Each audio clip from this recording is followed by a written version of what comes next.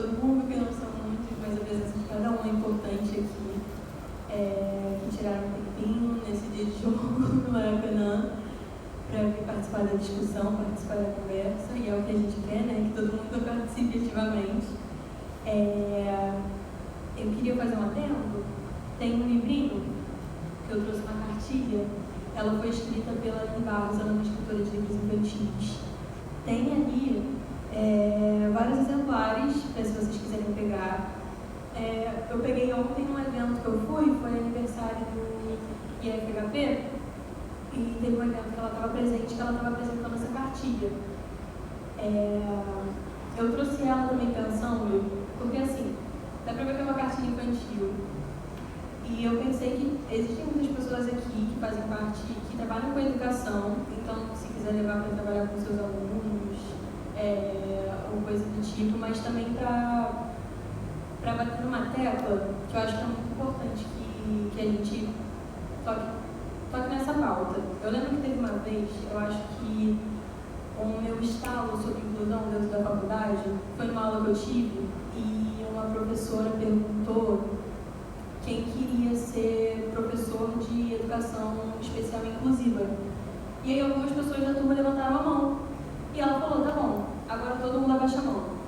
Quem não levantou a mão vai ser professor só de pessoas neurotípicas, então, tipo, é essa a sua educação, então é só para pessoas neurotípicas. E foi um estalo que me deu, tipo, eu lembro que eu já me interessava na época sobre, mas eu percebi que não era questão de interesse, mas questão de obrigação. Não só da educação, mas todas as outras áreas. A gente às vezes pensa na inclusão num espaço de exclusão, na verdade. Eu tenho que estudar isso, eu tenho que entender isso, e tem essas pessoas diferentes. Quando são pessoas que fazem parte da sociedade, como a gente. Não como a gente, como eu, por exemplo, que não sou uma pessoa transgênero. Mas e a gente tem que entender que a nossa educação tem que ser para todo mundo. Falando mais sobre educação, justamente por fazer faculdade de pedagogia, por ser uma representante do Centro Acadêmico de Pedagogia, e que a gente tem que repensar nossas práticas. Tem muitas questões com os docentes, até falando do nosso curso, existem tipo 6 matérias, se eu não me engano, só de educação inclusiva, e isso não prepara as pessoas para lidar não só na sala de aula, porque pedagogia e educação não está só na sala de aula, mas em diversos outros locais onde vão ser formados profissionais despreparados e logo em todos os locais vão ter profissionais despreparados para lidar com a inclusão. A gente vê muito nisso, temos uma equipe muito boa de professores que trabalham a inclusão tanto com pessoas neurodivergentes quanto pessoas com deficiências, mas mesmo assim a gente vê que falta. Seria muito interessante o Daniel já estar aqui para a gente bater esse papo com ele, mas quando ele chegar a gente volta nisso. Até porque tem muitos alunos também na faculdade, por exemplo, que precisam de provas adaptadas, e isso não acontece. É uma demanda muito grande no andar de pedagogia também, e a gente já tentou movimentar isso, mas é algo que nunca vai para frente, porque é isso, você forma profissionais despreparados que não entendem que a inclusão é uma obrigação no nosso currículo e na nossa prática, e não uma área de interesse. E isso reflete em tudo, seja na educação infantil, seja no ensino médio, seja na faculdade. Onde a educação não for inclusiva, vai haver problema e vai haver algum processo, porque assim, a gente precisa lutar por isso, a gente precisa dar isso, então que a gente esteja no nosso papel e a gente cobre isso. Também o formato do que a gente pensa, né? Porque mesmo que a gente esteja aqui, tenha uma mesa, enfim, a ideia é mesmo fazer uma roda, porque o formato desse lugar não permite que a gente faça, apesar de estar mais ou menos assim, né? Não permita que a gente faça de fato uma roda. Mas a ideia não é um seminário, não é que a galera apresente, tragam as pautas, mas é para que vocês participem também, né? Enquanto alunos, e que veem as dificuldades, os enfrentamentos dentro dessa temática. Então, se vocês quiserem abrir fala, pode levantar a mão, tá bom? Eu vou estar mediando aqui. Meu nome é Maria Eduarda, faço parte da Rede ProRio, sou bolsista do Bruno. Né? Então eu vou mediar, caso vocês queiram abrir fala, queiram me levantar algum ponto, é só levantar a mão que eu trago o microfone, tá bom? agora eu passo para o Elias, que é de psicologia, e ele vai abrir fala também. Bom dia, boa noite, eu me chamo Elias, eu sou uma pessoa trans não binária, autista com DH, faço psicologia, estou no 4º período. Eu faço parte da gestão do Centro Acadêmico de Psicologia, com aqueles dois ali, meus fofuchos. Eu vim aqui falar também, não só como pessoa de gestão do Centro Acadêmico, mas também como pessoa autista, que estuda, que acompanha pessoas autistas, que não cheguei a trabalhar estagiar como mediador ainda, mas eu vivo isso a minha vida toda, eu vivo com pessoas autistas o tempo todo, minha família, minha mãe, meu irmão. É uma experiência. E eu vim também comentar sobre essa questão de inclusão e acessibilidade, como isso é trazido, como isso é colocado, porque nós como psicólogos, na maioria das vezes, a gente enxerga tudo como patologias de DSM. Então enxerga tudo como só uma coisinha aqui, uma patologia aqui, uma categoria de algo que não é normal. E eu busco procurar por maneiras diferentes de enxergar as questões, tanto de neurodivergência como questões de pessoas com deficiência no geral, que é uma questão diferente, porque não somos pessoas doentes, não somos pessoas que precisamos de cura, não somos pessoas que precisamos da salvação de ninguém. Somos pessoas que vivem em um mundo de jeitos diferentes. E o nosso jeito diferente de viver o mundo apenas é adoecedor e sofrido, não pelas nossas condições, pelas nossas questões, mas porque existe uma sociedade que, com todos os dias, é regulada e trabalha para que pessoas que não fazem parte de uma hierarquia social sofram e sejam oprimidas, e sejam massacradas. Porque a nossa sociedade é uma sociedade individualista, neoliberal, capitalista, que contribui para o adoecimento de todas as pessoas que não são bilionários, homens brancos, cis, héteros, bilionários e sem deficiência.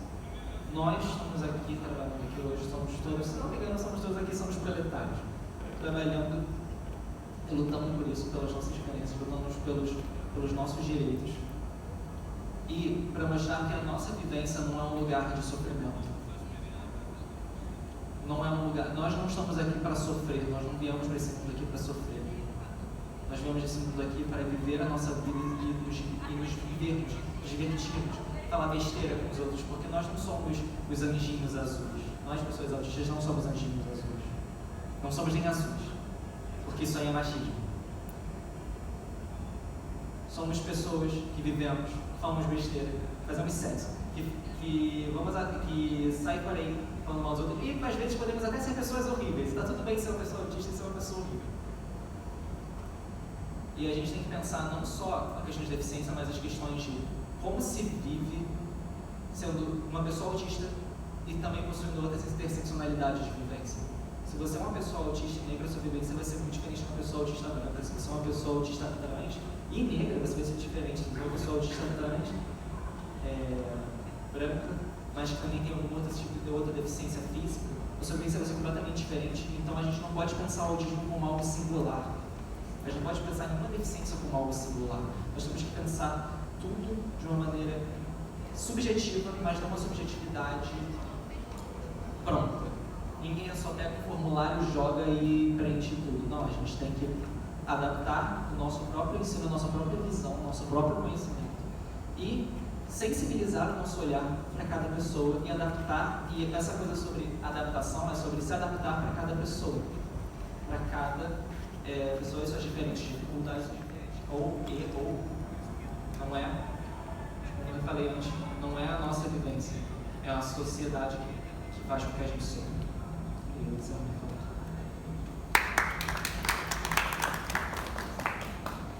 Eu passo então a fala para a Regiane, que é pesquisadora, né? É isso.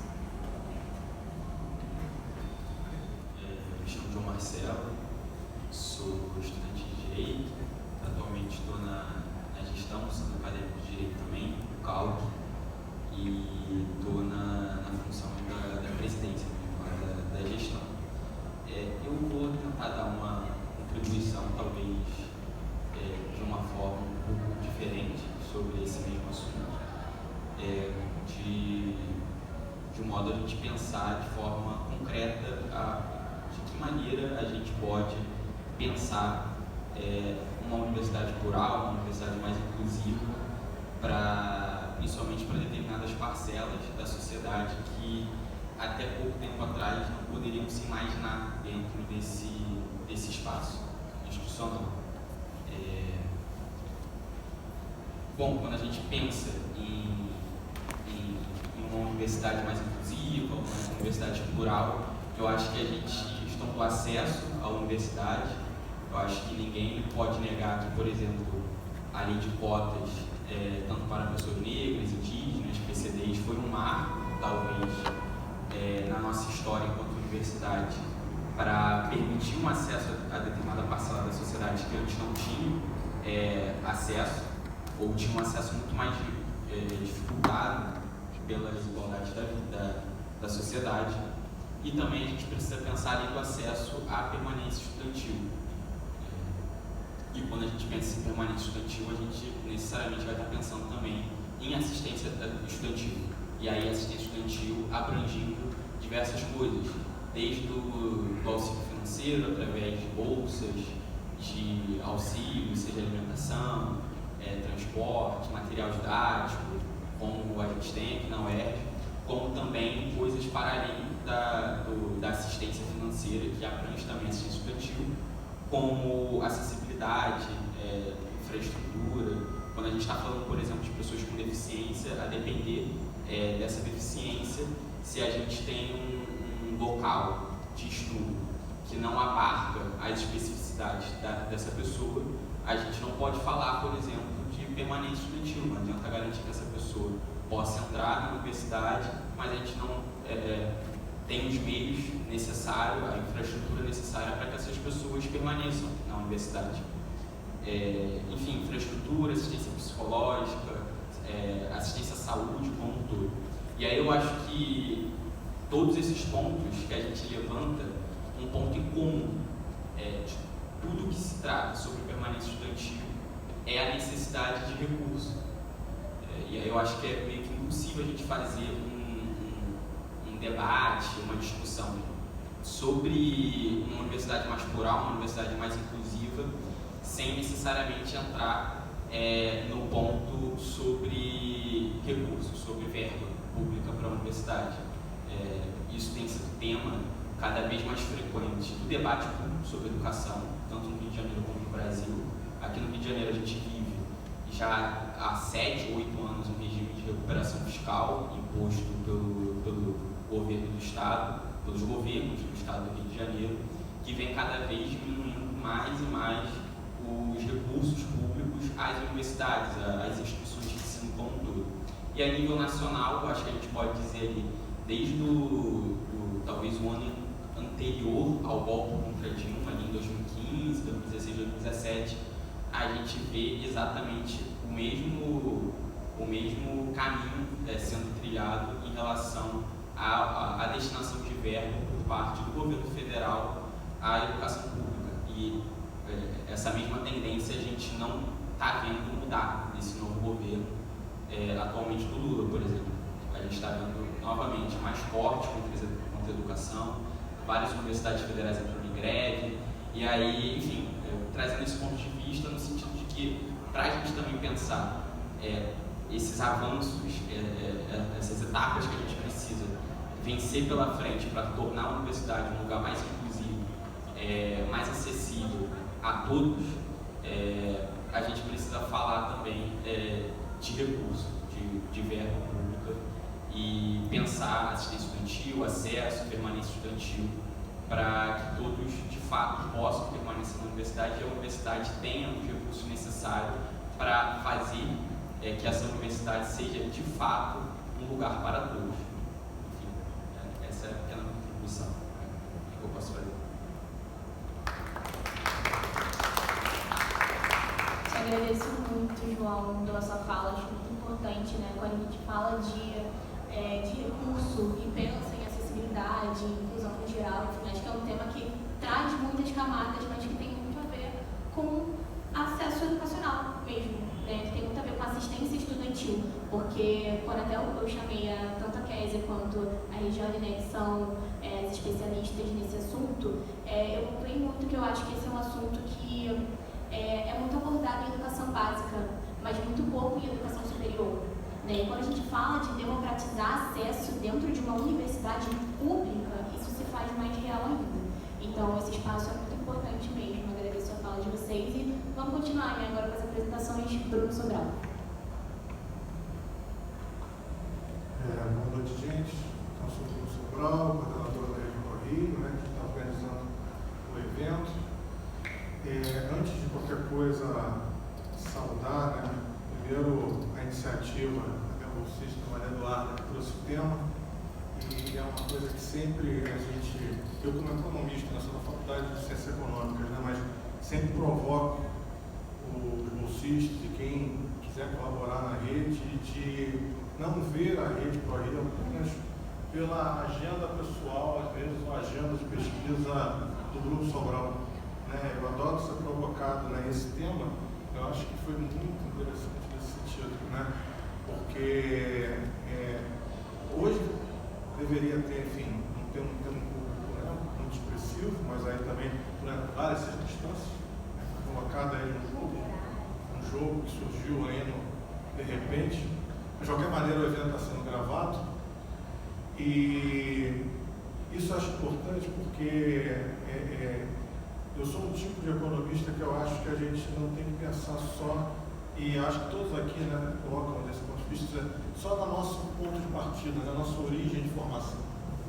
Né? Porque mesmo o colega aqui, até porque ele combinou, né? Porque quando ele coloca ali, para pensar essas questões que vão ser tratadas aqui, também você tem que pensar em orçamento público. Então já chegou no tema de finanças públicas, já chegou no tema, por exemplo, próximo à economia. Né? Da mesma forma que também você vai ter que pensar em legislação, você vai ter que pensar em políticas de incentivo, que vão às vezes permear, né, mudanças de marcos de leis e tudo mais. Então você vai ter também outras dimensões de outras áreas que vão ser tratadas, que vão além, né, e claro que ali vai estar a essência da questão, né, mas que vão além, claro, do debate estritamente pedagógico, educacional, ou seja, mas é claro que isso vai ser a base para provocar outras dimensões que vão estar em espaços, né, relacionados ao poder, seja poder financeiro, seja poder legal, né, a transformar isso em algo que vai ser um padrão dentro da norma social, né, que hoje a gente está discutindo que estamos nesse início de um processo, nas últimas décadas, mas ainda no início de um processo, disso ser reconhecido como algo fundamental, né, como algo estratégico para a pactuação social. Ter um pacto social de fato ali que seja inclusivo, né? Acho que é a grande palavra hoje. Né? Então, como considerar diferente, né? Como diferente, mas ao mesmo tempo todos parte da mesma sociedade. E aí, se for falar aquela minha dimensão, acho que ele falou anteriormente, né? Ou seja, como isso se desdobrar em prioridade orçamentária, como isso se desdobrar em prioridades da política pública, isso não ser visto apenas, né? Eu acho que é uma palavra que a gente deve criticar bastante hoje, né?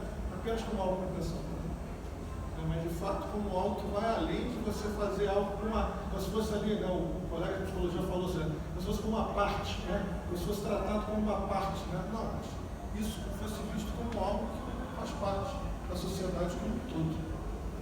Então não é apenas para ser visto como algo ali que reforça um certo exclusivismo, né, que isola, que separa, mas não, é como integral, como fazer parte da sociedade como um todo.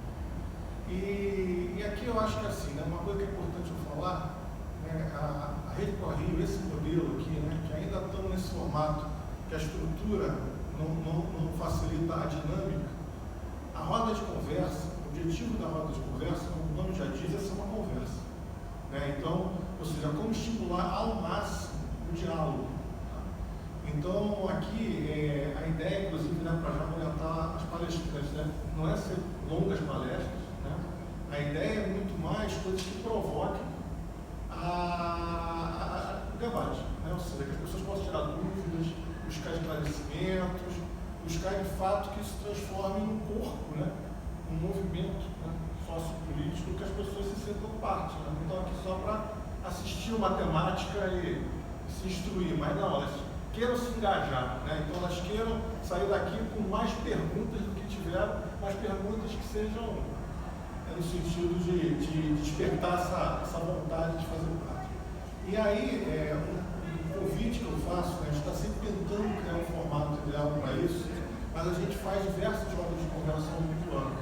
E a gente está sempre buscando os temas mais diversos possíveis. Já teve roda de diversas coisas. Né? Então, é extremamente interessante. Até a gente está começando a fazer uma dinâmica mais estruturada, né? Botamos banners, né? A gente vai ainda, né, organizar melhor isso, mas é uma forma de vocês buscarem manter contato com a gente, né? Tem um QR Code ali para manter contato com a gente. E se não só dessa maneira, mas junto às próprias bolsistas que estão aqui, né? A Maria Eduarda, a Juliana Patilato, também está o Vitor aqui, que está como colaborador agora, né? Ex-bolsista, mas colaborador, para buscar manter contato e nos provocar com outros temas. Isso que é o mais importante.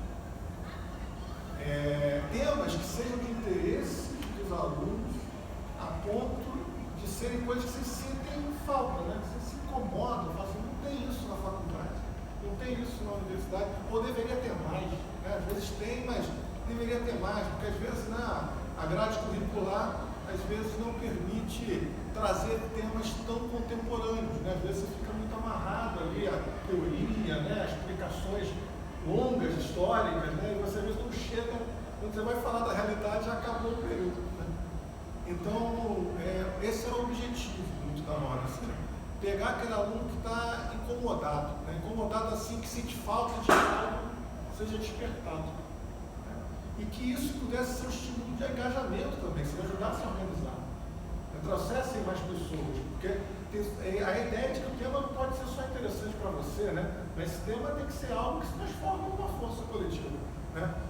E aí, para avançar aqui, para finalizar a minha fala, né? Não podia deixar de agradecer, né? Já comecei agradecendo aqui a Maria Eduarda pela iniciativa, né? Também aqui, claro, meus bolsistas, né? Que sem eles isso aqui não seria possível, mas também agradecer aos centros acadêmicos que ajudaram, a gente já está conseguindo essa dinâmica, né? De mais de uma roda de conversa já, conseguir manter mais de um centro acadêmico envolvido. Então a ideia é que cada vez mais engaje os diversos centros acadêmicos, porque eu acho que eles são diversos olhares, né? Então já ficou bem claro, né? Fez uma fala que é mais um testemunho, né, da própria vivência, né? A outra ressaltou o evento que ela foi, e também ela como aluna, sente falta disso no ambiente da própria sala de aula. Ele aqui já tocou na questão de ter um portal dentro da ferida, isso tem que se transformar em política pública, em recurso, em prioridade do Estado, senão ele vai ficar só na escala local, né, na escala da universidade, ou na escala da vivência local, mas tem que isso ganhar a dimensão da sociedade nacional, da sociedade estadual. Então saúdo os centros acadêmicos, faço convite que outros que ainda não fizeram parceria, né, com a gente, que nos provoque para que os eventos cada vez ficam mais diversos, né, o que eu estava falando com a Maria Eduarda aqui, a gente buscar cada vez ter uma pauta mais diversa, então a gente tem que percorrer mais a universidade, né, nas suas diversas temáticas de prioridade. E claro, não poderia deixar de saudar com bastante força, né, presença do nosso corretor, Daniel. Agradeço muito a sua presença, né? Imagino, né, e sei como é que estar na gestão, como o dia a dia é complicado, né? E ter a disposição de poder ainda no final do dia, né, estar participando de um evento aqui, né, é uma demonstração do compromisso, né, e de como a gente com certeza, né, e aí eu falo do nome, né, de uma pessoa, né, já conheço o Daniel de outros momentos, né, que a gente já esteve em outras ocasiões de debate, né? Então, mas agora no local que ele está, né, que evidentemente é um sinônimo de compromisso que ele assume nesse debate, né? Já está em outros eventos acontecendo, né? Tem alguns seminários acontecendo, mas esse de fato seja algo que a PR4, que a gestão, vai dar encaminhamento. Né? E, de fato, isso é fundamental, né? Apesar da dificuldade de recursos. A gente sabe que, para viabilizar muitas vezes as coisas, vai ser fundamentais você poder realizar os investimentos necessários para se adequar às leis, às exigências das leis que encontram isso. E acredito eu que ele possa falar algo nesse sentido. Então é isso, só tenho a agradecer, espero não ter me estendido muito, mas a principal coisa a destacar aqui é o convite a que vocês mantenham contato, esse contato com a gente, para que a gente possa fazer cada vez mais eventos mais potentes, cada vez mais participação das pessoas, não só na organização, mas dentro do próprio momento do evento. Né? Que isso aqui seja rico de debates, que a gente saia daqui não reforçando o nosso ponto de vista, mas a gente aprendendo cada vez mais com os outros que estão aqui presentes. Obrigado, gente. Boa noite, tudo bom?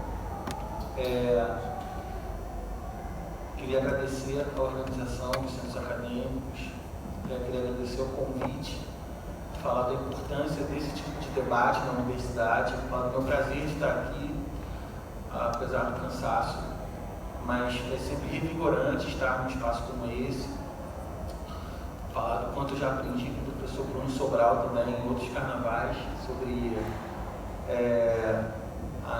o orçamento do Estado do Rio de Janeiro. A gente está aqui diante de um dos principais especialistas nessa discussão, não sei se ele lembra, mas acho que foi uma aula pública daquelas várias aulas.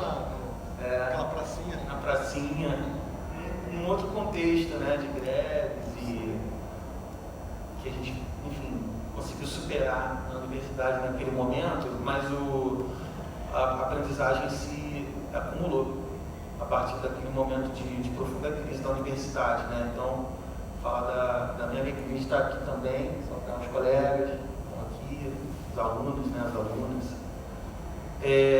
Bom, eu preparei uma fala bem rápida, porque eu acho que a proposta é um pouco essa, né?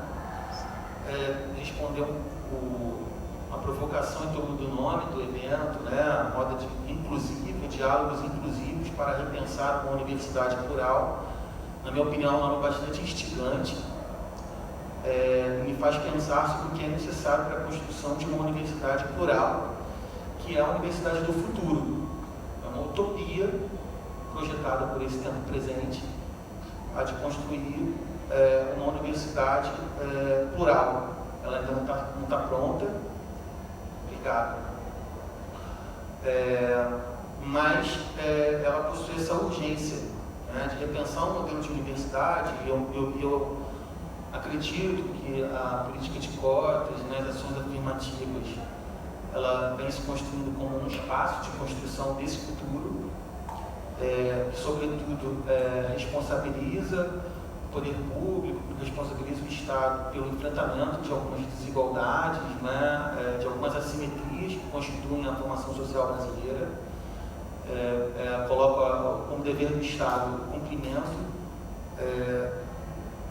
do enfrentamento dessas desigualdades, né? Então, o enfrentamento ao racismo, por exemplo, se torna uma responsabilidade do Estado. Isso já estava previsto na Constituição de 1988, se desenvolveu em 1989 com a aprovação da lei que defende que o racismo é um crime inapensável, né?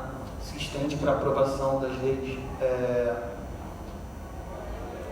10.639 e 11.645 sobre a necessidade e a obrigatoriedade do estudo de história cultural afro-brasileira, de pensar aí qual é o lugar da universidade no desenvolvimento dessas políticas, né? E qual é a responsabilidade também dos professores, dos estudantes, né? De toda a comunidade acadêmica em relação a isso. Então, a construção da universidade plural, que é a universidade do futuro que queremos, envolve a radicalização do que podemos entender como democratização, né? A radicalização desse conceito que tem sido bastante desgastado nos últimos anos, né? Tem sido bastante disputado, eu diria, que é o conceito de democracia, que também retoma aí o debate da década de 1980 com a Constituição, e que, como o colega me antecedeu, né, o contexto contemporâneo é um contexto de crise dessa referência de democracia, né? Então, acho que esse é um primeiro ponto, é um primeiro desafio contemporâneo ou um desafio do tempo presente mesmo, é de como lidar para pensar a constituição de uma universidade plural e inclusiva, considerando um período de crise da democracia, né? E é uma crise da democracia que envolve a democracia liberal e representativa, né? A crença no voto, a crença no parlamento, a crença nos próprios valores da Constituição como valores fundamentais. Eu vejo que o cenário brasileiro e um contexto internacional é um contexto de emergência, de crise desses valores que historicamente podemos situar no pós-guerra, no contexto de enfrentamento ao nazismo e ao fascismo pós-1950. A gente observa a emergência, sobretudo no Ocidente, né, desses valores em torno de democracia e cidadania, e a própria experiência de 64 no Brasil, né, do golpe civil-militar de 64, da ditadura militar no Brasil, disputam o conceito de democracia. Gosto de lembrar sempre que o Humberto de Alencar Castelo Branco, quando instituiu o ato institucional número 1, ele fala em defesa da democracia naqueles termos, né, talvez dialogando com a referência dos Estados Unidos, né, e que é algo que foi completamente remodelado obviamente, né, porque aquilo seria uma distorção, pela experiência de 1988, que com todas as contradições, com todos os paradoxos, a Constituição de 88 garante a vigência de um modelo democrático, sobretudo nos termos de uma democracia formal, né? Com a instituição de eleições, sistema pluripartidário, né? Quando eu falo em formal, é porque eu digo que, em termos substanciais, ou seja, de existência de uma cultura democrática, isso sempre foi um desejo, né? O enfrentamento ao racismo apontava para uma necessidade de que a democracia funcionasse como cultura mesmo, né? Como se ela pudesse ser valorizada. E que agora isso conhece um contexto de crise, né? Tanto em relação à democracia formal, né? Em relação ao funcionamento das instituições democráticas, né? Que é algo que tem se reacomodado aí nos últimos anos, talvez, mas em relação à valorização de uma cultura democrática, né? De uma cultura que preza pela diferença, por exemplo, pela pluralidade, é algo que a gente ainda enxerga com muita distância, né? A gente vê a emergência de discursos que valorizam, por exemplo, o extermínio da população negra, que comunicam práticas de perseguição, a criminalização da pobreza, que sustentam politicamente, que se elegem dessa forma. Então, esse é um grande desafio de pensar o quanto que, no contexto contemporâneo, falar em pluralidade ou da inclusão como urgência envolve a disputa também pública por esse conceito de democracia e por enfrentamento desse tipo de discurso, né? Primeiro, já que esse discurso ele envolve a negação da ideia de conflito, né? O princípio de que existe uma harmonia racial, por exemplo, ou uma democracia racial, que faz com que quem denuncia o racismo seja chamado de racista, né? Como se existisse uma diferença racial que levasse a uma harmonia, que na verdade isso sempre foi apenas um grande discurso, né? Porque na prática cotidiana a gente vê em diversos espaços a persistência do racismo, o racismo como um horizonte de efetivação da cultura democrática, né? Então eu considero que esse seja um grande primeiro desafio, que talvez envolva, no primeiro passo, repactuar consensos, mesmo em torno do que deva ser uma democracia substantiva, mas também avançar, né, nas nossas agendas de enfrentamento ao racismo, ao machismo, a todas as formas de violência e opressão. E aí o quanto que uma universidade do futuro, uma universidade plural, precisa pactuar esse tipo de critério, né? Então, quando a gente fala em pluralidade, é de pensar também em assumir o enfrentamento às desigualdades, às assimetrias como critério fundamental para a evidenciação da pluralidade. O segundo desafio, que aí vai chegar no problema da inclusão e acessibilidade, eu acho que é situar o contexto pós-pandemia, sim, como um contexto de maior evidenciação dos transtornos psicossociais e da emergência da saúde mental como um problema, né? Não que isso não ocorresse antes, mas há uma grande explosão no contexto pós-pandemia desse tipo de problema, né? E aí é fundamental que o tratamento para isso não seja pela compreensão da saúde mental no interior da discussão em torno das determinações sociais da saúde, né? Isso significa, por exemplo, né, pensar quanto que as vulnerabilidades sociais, econômicas, raciais também promovem esses tipos de transtornos psicossociais, né? E quanto que, por exemplo, condições socioambientais, né, as condições de moradia, por exemplo, que afetam pessoas que moram em favelas, né, também podem possibilitar problemas de saúde mental que por vezes eram colocados em segundo plano, né? E aí a universidade reconhecer esse problema e enfrentar o problema da saúde mental, da saúde psicossocial de um modo geral, pensando na inclusão, né, de todas as vulnerabilidades, né, ou melhor, de todas as vulnerabilizações. Esse nome é bem feio, mas eu acho que é mais correto, né, porque a pessoa que está sendo submetida à vulnerabilidade. É pensar o problema da inclusão como um problema de todos, não apenas daqueles que sofrem a inclusão, né? Ou melhor, daqueles que sofrem o transtorno, né?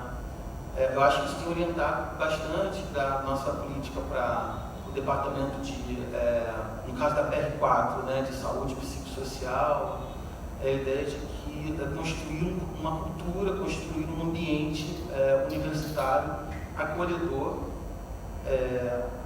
a todos os tipos de vulnerabilizações, né? E que pelo menos na universidade seja menos pior do que é na sociedade, né? É difícil de dizer que não vai se reproduzir algum tipo de assédio, de discriminação no ambiente da universidade, porque ela não está totalmente isolada da sociedade, mas eu acho que é um compromisso que a gente tem que assumir, de enfrentar e de pensar a inclusão como um problema de todos e a constituição de uma cultura na universidade que envolva os não especialistas. Porque parece, né, em alguns momentos, que primeiro que a pessoa que sofre, né, digamos, a pessoa com deficiência, né, ela pode ser vista como aquela que é responsável pela solução, né, daquilo que ela sofre, né? Quando na verdade a ideia é de distribuir a responsabilidade, construir um ambiente que reconheça a diferença que ela possui, né? Mas que ela possa ser enfrentada por todos mesmo, né? Então, nesse sentido, a gente tem pensado em promover campanhas com os professores, né, com os estudantes, de imaginar que a inclusão de pessoas com deficiência, por exemplo, não é apenas atingir, né, ou melhorar as condições individuais das pessoas terem acesso à educação, às aulas, né? Também né? Mas é imaginar que um professor que esteja em sala de aula e receba uma pessoa com deficiência possa receber da melhor forma possível, né? Que as condições do prédio, arquitetônicas estejam também adaptadas, mas que, digamos, uma cultura universitária possa acomodar sim essas diferenças que sejam de fato inclusivas, né? Então, eu imagino que a pergunta sobre os diálogos inclusivos para pensar uma universidade plural envolva esse tipo de responsabilidade, né? De construir um problema que é coletivo, é uma questão, um problema como questão, né? Que seja coletivo para todos responderem, né? E escapando a um certo tipo de mentalidade liberal, digamos assim, né? No sentido filosófico do termo liberal, de que a responsabilidade é do indivíduo e que pela superação das adversidades ele possa ali ser reconhecido, né? É o justo caminho oposto que a gente tem buscado, né? De pensar o quanto que as pessoas precisam ser de fato incluídas e de que a inclusão e a acessibilidade sejam a responsabilidade de toda a universidade, né? E aí já foi falado pelo meu colega da necessidade de orçamento, e eu considero isso fundamental, mas também a formação de uma outra cultura, abertura por parte, sobretudo dos docentes, aí eu faço uma minha culpa mesmo, né? Me coloco também como docente da universidade, né? De rever alguns critérios pedagógicos, né? De rever aquilo que vem sendo praticado nesse ambiente que é tão árido, né? Que é o ambiente da universidade, que é marcado por hierarquias, enfim. Tá? Era esse o recado que eu queria passar, acho que já falei bastante, queria deixar um pouco aberto também, acho que falei 15 minutos. Não, foi muito boa a fala. Eu acho que quando a gente pensa em pluralidade mesmo, né, foi muito do que o Bruno pontuou, né, e que a Luna e o João também, né, de não ser tratado como algo à parte, né, mas trazer para dentro dessa sociedade universitária um todo, né, principalmente quando a gente fala de assistência estudantil. Então, acho, inclusive, a sua presença muito importante aqui nesse momento. Por isso, né, o Bruno falou um pouco da nossa importância da roda de conversa. Mesmo que a gente não esteja com o local cheio, estamos gravando também para publicação, né, então acredito que isso vai ter um alcance maior, mas aqui há uma diversidade de olhares, como o Bruno pontuou, né, porque a própria Kézia mesmo, ela é a próxima a falar, né, mas eu sei que ela é ex-aluna, né, formada aqui, é ex-graduanda na verdade, mas ainda é mestranda, né, então ainda é aluna, né, e pode falar dentro desse local de fala dos seus enfrentamentos, enfim, e eu acho que tudo isso, né, tanto esse debate de pró-reitoria, de docentes, de discentes, né, acho que é uma mesa muito bem composta e que traz essa pluralidade para o debate mesmo. E com isso eu queria passar a fala para a Kézia, se puder pegar o microfone aí, por favor. Boa noite a todos. Quero cumprimentar a Maria Eduarda, o Bruno, toda a equipe, né, os centros acadêmicos, também o nosso pró-reitor. Agradecer muito a vocês pela paciência, né, o evento era para ter acontecido ontem, mas eu estava em Brasília, né, numa reunião com o ministro da Educação, mas fico feliz que a gente tenha conseguido reorganizar o evento e hoje a gente poder estar aqui participando dessa discussão tão importante. Eu sou uma mulher de 31 anos, autista, também sou mãe de uma criança autista, só que de nível 3 de suporte, de 8 anos, né, minha filha. E também sou presidente de uma associação de pais, que é a Comunidade Autismo Xerém, que fica em Duque de Caxias, na Baixada Fluminense, na periferia do nosso estado, né? Então, quando a gente pensa em assistência estudantil, eu gostei muito quando o colega e o Bruno pontuaram a questão orçamentária, porque isso faz um impacto muito grande quando a gente pensa não apenas nos estudantes autistas, mas nas mães de filhos com autismo que são estudantes dessa universidade e que precisam de uma assistência estudantil mais efetiva e ainda assim não tem. Mas eu não vou pegar essa parte não, eu vou pegar a parte da acessibilidade e da inclusão no ensino superior. Bom, a gente não tem como falar sobre assistência estudantil sem a gente citar a Lei Brasileira de Inclusão. Eu senti falta na fala do nosso reitor, né? Isso trouxe um aspecto bastante histórico para a gente, muito rico, mas eu acho que a gente precisa se embasar na nossa Lei Brasileira de Inclusão, sobretudo no capítulo 4, que dispõe sobre a educação. Né? E aí o nosso artigo 3, ele considera pontos fundamentais na construção de uma educação que se tem acessibilidade, o desenho universal, tecnologias assistivas ou ajuda técnica, e a desconstruções, né, no enfrentamento de barreiras, seja elas arquitetônicas ou atitudinais. E depois do título 3, quando a gente pensa, né, não é bem o capítulo, mas é a temática da acessibilidade, o artigo 55, ele diz pra gente que a universidade, né, e também a escola básica, né, a educação básica, precisa tratar do desenho universal da aprendizagem como regra. E caso não seja possível, então que se haja adaptações razoáveis. E aí, gente, nós enfrentamos um problema muito sério na nossa universidade, que é a evasão de alunos com autismo. Os alunos aqui sofrem um bullying absurdamente intenso. Atrancamento de matrícula, abandono de curso, e a gente fica totalmente desassistido. E quando a gente pensa em acessibilidade, por isso eu trouxe esses pontos, não é apenas a física, é estrutural, como uma rampa ou como um piso tátil, não, uma acessibilidade curricular. E a nossa última documentos internacionais, né, como a da Organização Mundial, né, da nossa ONU, Organização das Nações Unidas, que trata a importância da acessibilidade, da permanência, da participação e da aprendizagem.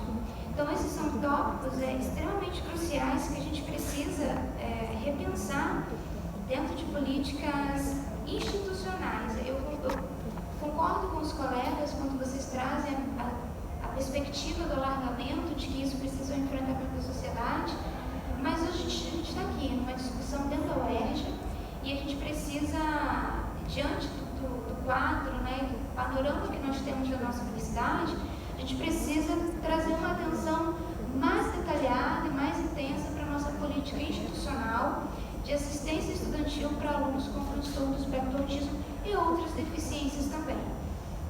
O ponto que eu gostaria de falar também é sobre as nossas bolsas de pesquisas cortadas. A gente teve um corte extremamente intenso de bolsas e de bolsas que continham a temática de estudos como a pessoa com deficiência.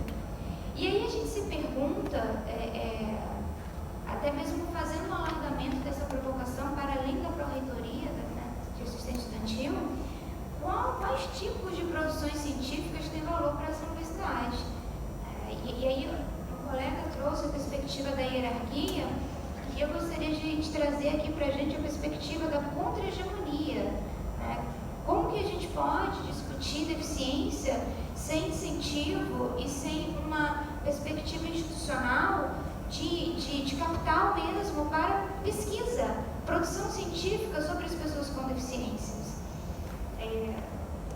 Também pontuar os nossos intérpretes de Libras, né, que deveriam acompanhar o processo inclusivo dos alunos nos cursos de educação superior. A gente tem um déficit extremamente dramático dentro da nossa UERJ, acredito que em todos os campos.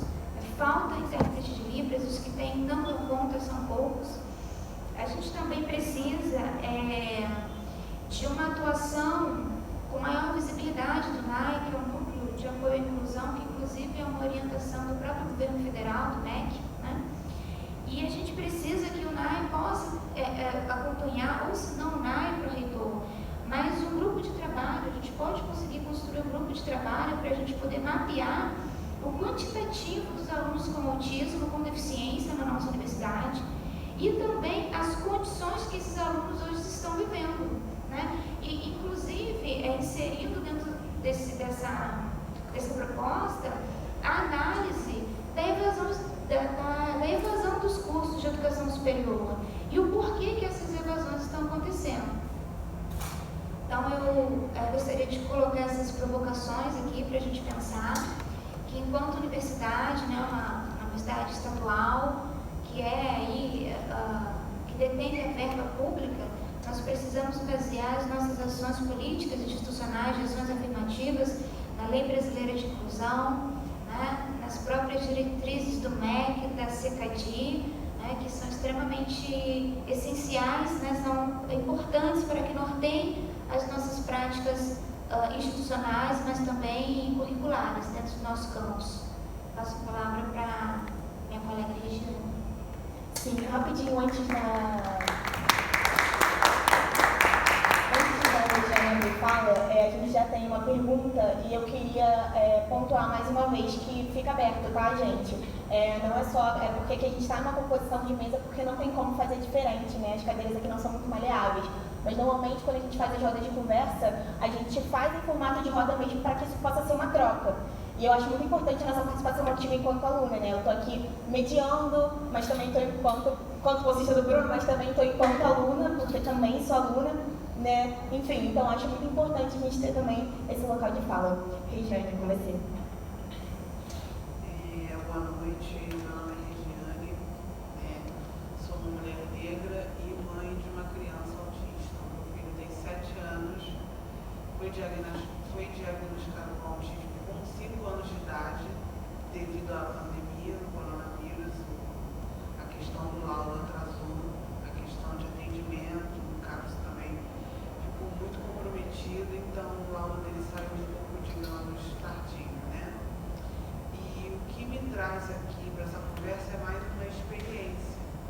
porque quando o laudo dele saiu, coincidentemente, ele estava indo para o pré para aprender a ler e escrever as atividades do pré. Então eu comecei a perceber que a formação profissional do professor com a educação inclusiva é deficiente, porque eu comecei a fazer pedagogia por causa dele, e só no primeiro período que eu vi sobre educação inclusiva. Eu sou aluna do SEDES, eu estou no terceiro período, e somente no primeiro período que vem um livro tratando de educação inclusiva. E eu percebo também a fuga desses profissionais, porque quando meu filho foi efetivamente para a escola, a professora pediu para sair. Eu vivia uma guerra com a professora online, que as aulas eram online. A professora não produzia material adequado para instigar o aprendizado dele. E quando a aula passou para a modalidade presencial, ela saiu da escola. E aí ficou a briga da escola para ter um mediador e para ter um professor que trouxesse esse trabalho junto ao mediador. Assim, a minha experiência é mais para o fundamental, mas assim, as crianças crescem, né? Eles vão crescer, vão para a universidade, né? E a gente traz essa preocupação também, não só da estrutura, mas da empatia do profissional com a pessoa com deficiência. Porque essa pessoa chega na universidade, se ela não se sentir acolhida, ela vai trancar, ela não vai ficar. Ela vai achar que aqui não é o espaço dela, que a universidade não é o lugar dela. E não é essa a proposta. Se ela tem o direito à inclusão na educação básica, isso aí também tem que se estender ao ensino superior e meio que se esquece, né, esse assunto. Eles entram, meio que tem que se adequar, o que eu reparo é isso, geralmente a pessoa com deficiência tentando se adequar para não desistir, para não deixar para lá, até para não ficar, e não entra numa briga para não ficar, vem a pessoa do mimimi, porque hoje em dia tudo é isso, né? Se você vai reclamar os seus direitos, você é mimizento. E na verdade a pessoa está reclamando algo que não está acontecendo, né? Que é a inclusão, que é a efetiva prática da educação inclusiva para a pessoa com deficiência. A gente tem muito ativo o bullying e menos ativo a proposta pedagógica, né? E eu me deparo também, na minha experiência, como bolsista do NEI, que eu sou bolsista do NEI, trabalho com o ensino fundamental em 2, professores que apresentam títulos, né? A gente tem adolescentes na escola que eu faço estágio com baixa visão, tem professor especializado, né, nessa modalidade e não traz um exercício adaptado para o garoto. Então, assim, a prova para o garoto é extremamente difícil, ele tem que fazer um esforço sobre-humano para conseguir ler, por exemplo, isso aqui está de lápis, ele não consegue ler a lupa, mesmo com adaptada, e ele com dificuldade de fazer. Então, assim, eu trago mais os pensamentos da experiência que eu vivo, né? Em sala de aula, em ver o professor relapso alheio à necessidade da pessoa com deficiência. No SEDES mesmo, que eu sou aluna do SEDES, a gente tem um aluno autista que foi fazer prova e teve seus desafios, né? A gente precisa fazer prova no Angel Pestana na semana retrasada por causa de uma prova da polícia que teve na rural, e estava tudo muito, digamos, desorganizado. Então provocou um descompensamento sensorial dessa menina, entendeu? Ela foi fazer a prova, tudo bem, mas assim, será que ela conseguiu fazer uma boa prova? Porque ela foi para a sala desregulada. E ali ela tem que até conter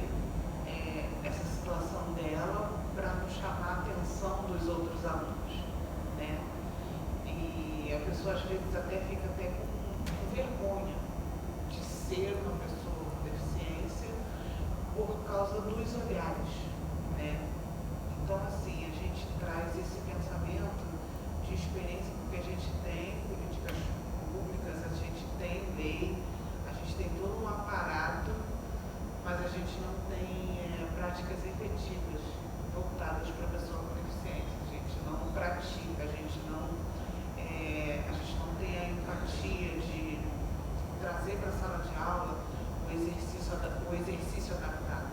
A gente não traz para a sala de aula um exercício onde essa pessoa, ou a criança, ou o adulto, consiga compartilhar ali com o colega, né? Dentro do tempo dela, respeitando a limitação dela. Então, assim, eu acho que falta muito isso. A gente dá dignidade à pessoa com deficiência, que eu acho que é um termo que mais se aproxima,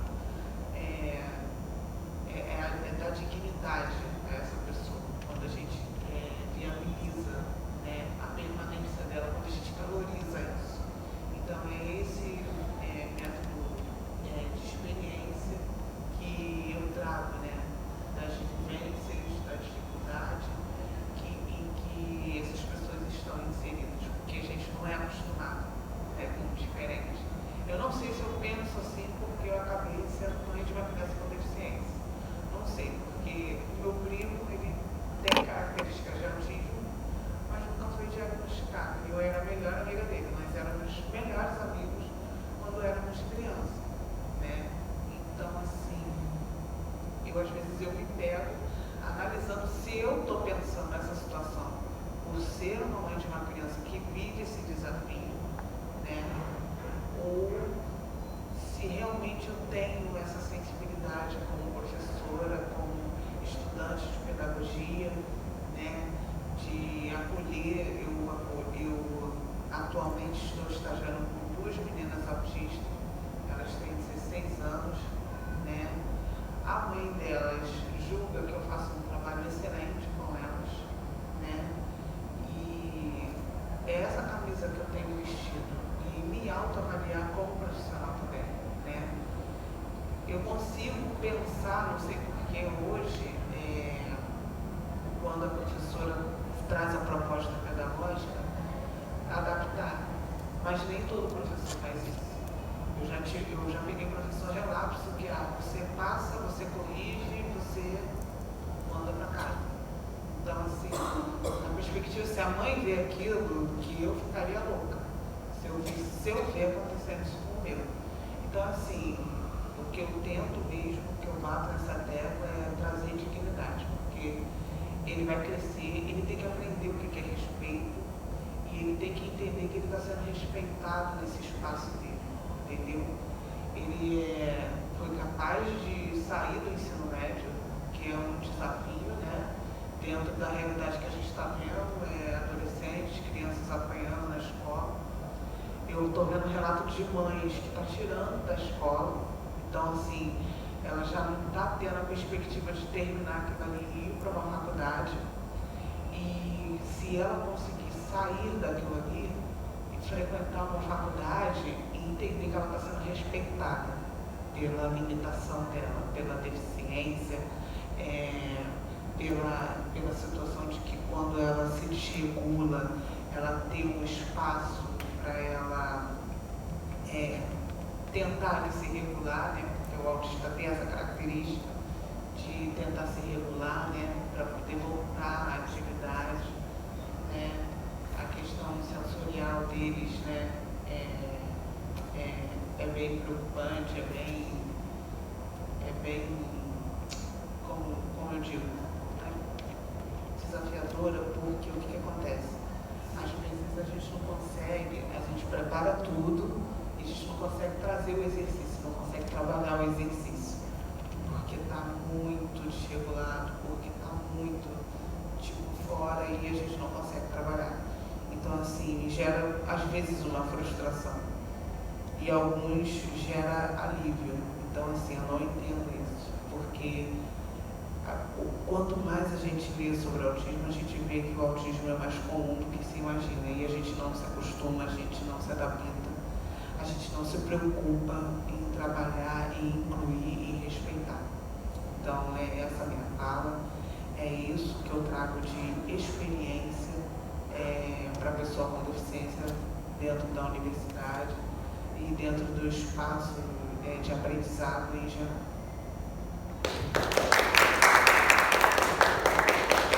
Muito boa sua fala, Eliane.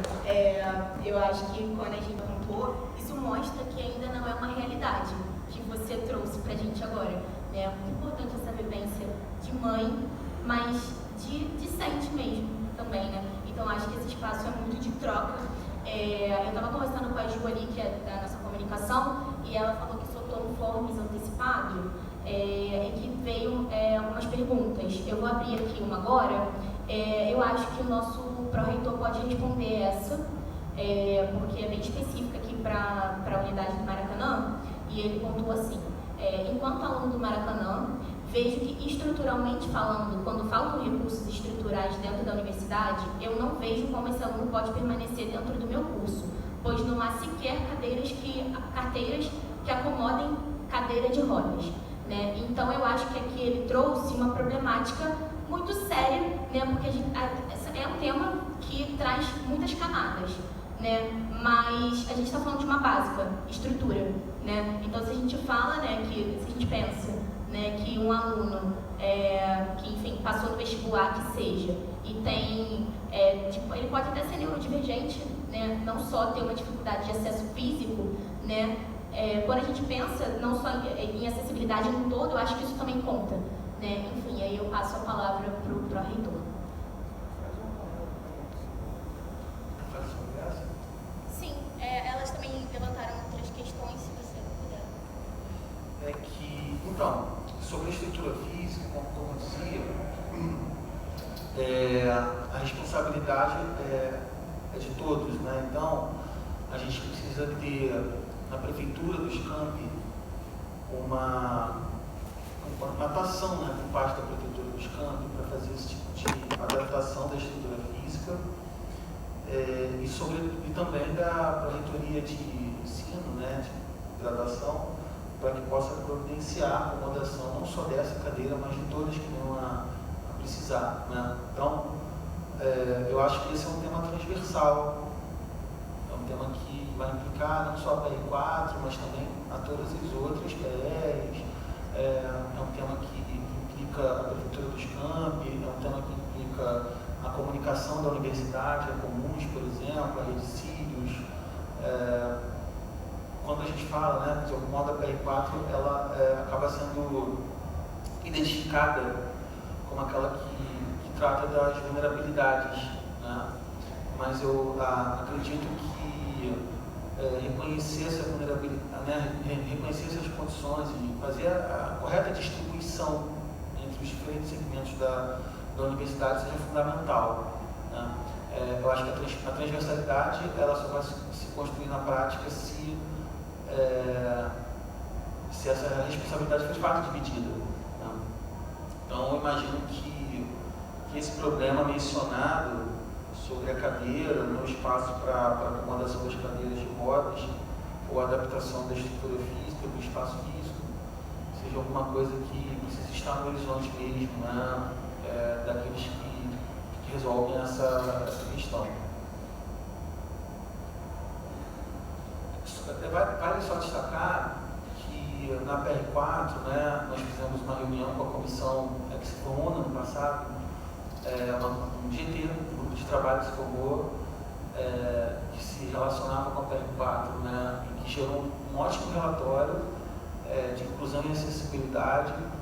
E o que nós temos feito é distribuído para os setores competentes, né, as formas de resolução dos problemas que foram identificados, né? Então, colocando a PR4 como aquela que recebe, mas distribui, né? Para que não apenas a PR4 assuma a responsabilidade sobre esse problema que é transversal. Sim, acho perfeita a colocação, Pinha. Mas de qualquer forma, essa mediação. Então, aproveitando que eu já estou aqui, né? Eu acho que é muito importante, assim, né, abrir fala também em prol da minha unidade, né? Porque eu sou, além de bolsista da rede, eu também sou aluna de História, né? Da FFP, que é uma faculdade de formação de professores, né? Então todo mundo ali estuda educação e faz licenciatura. Mas a faculdade ela existe há pelo menos 50 anos e agora a gente abriu um concurso de Libras, né? Mas não se sabe qual é a posição desse concurso. A gente chegou até a perguntar no último conselho, mas isso não foi respondido, né? Eles disseram que averiguariam, mas a gente vê que existe um atraso, né, sobre isso, enquanto a gente precisa repensar de fato essa universidade plural no todo, né? Porque esse aluno trouxe essa questão, né, do Maracanã, mas a gente também tem uma questão na própria FFP, porque não só a questão das carteiras que não acomodam uma cadeira, né, de rodas, porque se a gente for pensar realmente as carteiras, agora que eu estou atentando para o fato, porque olha só, né, como é que é minha vivência e meu privilégio, agora que eu estou atentando para o fato de que as carteiras elas são acopladas na cadeira, né? Então, e lá realmente a gente não tem essa carteira separada, ou que tenha uma mesa ampla, né, e com uma dimensão que acople de fato uma cadeira de rodas.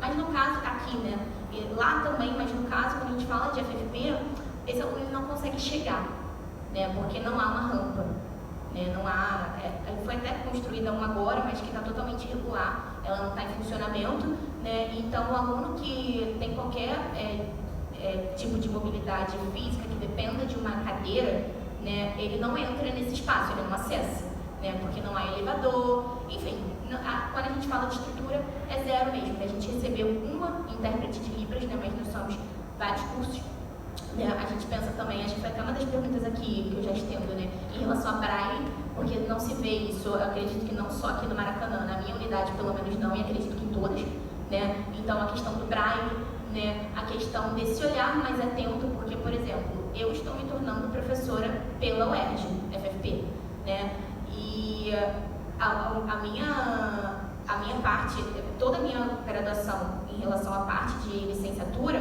ela já é completa, porque eu já terminei todas as disciplinas de educação que são obrigatórias dentro do meu curso.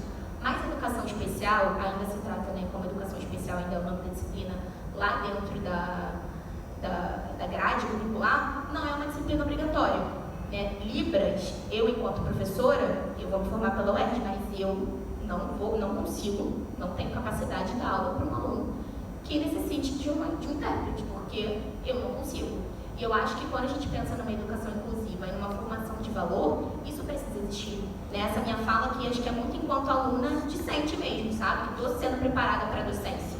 Né? Então, quando a gente pensa em ensino, pesquisa e extensão, no geral, eu acho que isso também é muito envolvido. Né? Então, eu entendo quando o Pinha fala que não é uma demanda só da pró-reitoria dele, e sim de todas.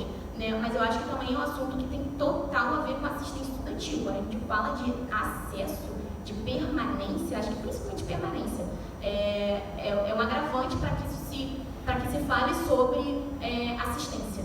Né? Eu passo minha palavra para a Kézia, que quer abrir fala. Para averiguar, para analisar, né, de estudos sobre saber se o senhor consegue trazer alguns dados, né, alguns resultados, alguns apontamentos desse grupo para a gente.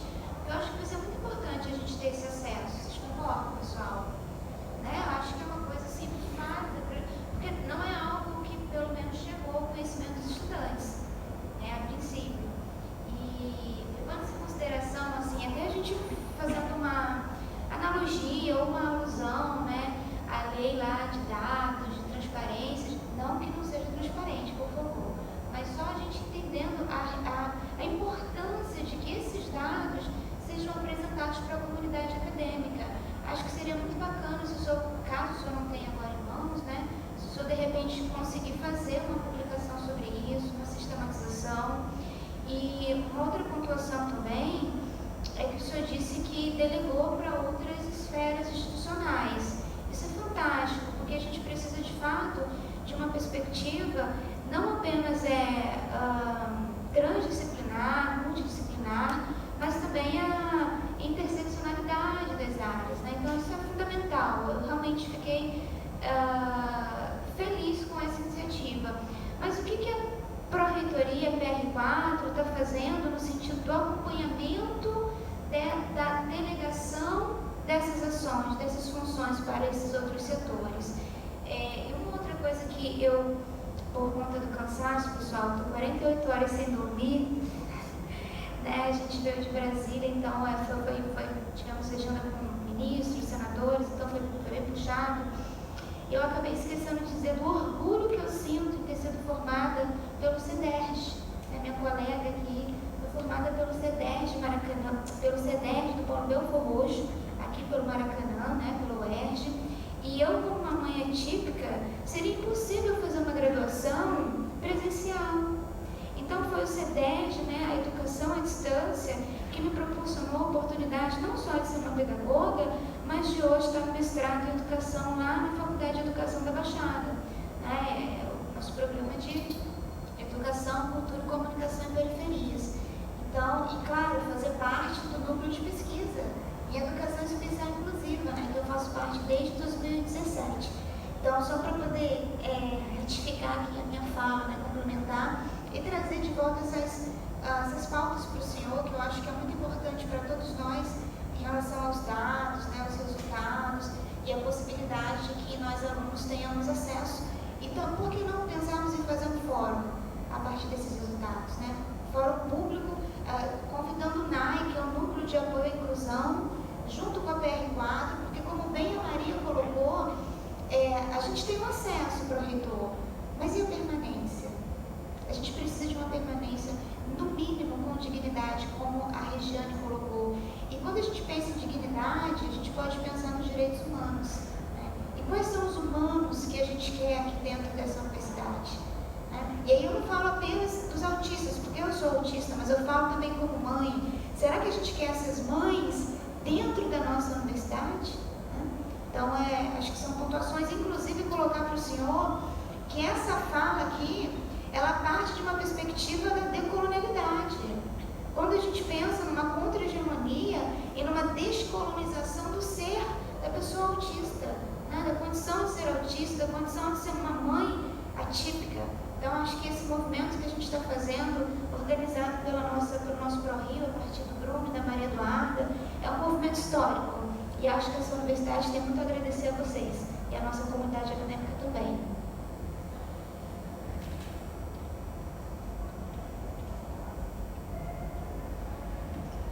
Bom, agradeço muitíssimo pelas perguntas, inclusive porque elas estão orientando certamente aquilo que vai ser a prática desses 4 anos. Né? Nós acabamos de assumir a gestão de janeiro, então nós ainda não temos, nós estamos, como a gente está falando de uma questão estrutural, conjuntural, eu acredito que a gente ainda não possa apresentar os dados de que vocês solicitam. Né? É fundamental dizer que a gente já tem feito um grande diagnóstico e esse grupo de trabalho gerou um relatório final sobre acesso, inclusão e acessibilidade. Sim, eu acho que é fundamental disponibilizar o resultado desse relatório, que é bastante completo. Né? É algo que eu vou pedir a eles que façam, né? Porque eles apresentaram mãos, né? E eu acho que é uma necessidade, né? Um grande grupo que contou com estudantes também, né? Acho que o Guilherme, que é do DCE, o sobrenome dele, Guilherme. Ele é da pasta de acessibilidade do DCE. Não me recordo o nome dele também. Ele foi bastante protagonista no relatório. Estou citando, né? O trabalho que foi feito em conjunto com estudantes, servidores técnicos administrativos, professores, né? Então, de fato, eu acho que posso solicitar que eles encaminhem, né, disponibilizem para o público. O que eu estou dizendo é que o que a gente tem... Agora, eles também falaram da necessidade de atualização contínua, né, do relatório desse trabalho. Assim, eu não sei se eu consegui responder naquilo que vocês perguntaram. Só dizer que eu compartilho também, né, da pedagogia decolonial, como uma referência. Né? E também sobre a questão da maternidade, né, do apoio à maternidade, que também é um eixo estratégico para a PL4, de produzir esse tipo de acolhimento, inclusive no ambiente de sala de aula. Né? Essa é uma grande questão para a gente. que também é transversal, mas é especialmente importante para a PR4. Existe um projeto já desenvolvido pelo DASP, que é esse Departamento de Acolhida, Saúde Psicossocial e Bem-Estar, que é o Aldeia, né, que realiza rodas de conversas com mães que são alunas também, não é? Recentemente a gente está fazendo uma grande pesquisa para orientar a nossa atuação, ela está circulando aí pelo ambiente virtual, que eu acho que é fundamental para a gente tocar a nossa política, né? A partir dessas pesquisas também em relação ao apoio à maternidade. Tá? Acho que você respondeu, Pinha.